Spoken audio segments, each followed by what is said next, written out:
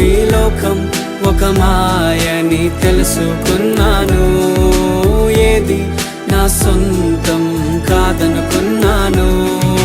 తప్పిపోయిన కుమారుని నేనైతే నా కొరకై నిరీక్షించే తండ్రి నా యేసు. తప్పిపోయిన కుమారుని నేనైతే నా కొరకై నిరీక్షించే తండ్రి నా యేసు.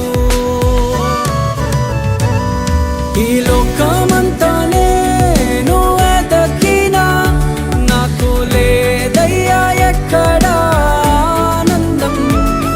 నీ సన్నిధిలో ఒక్క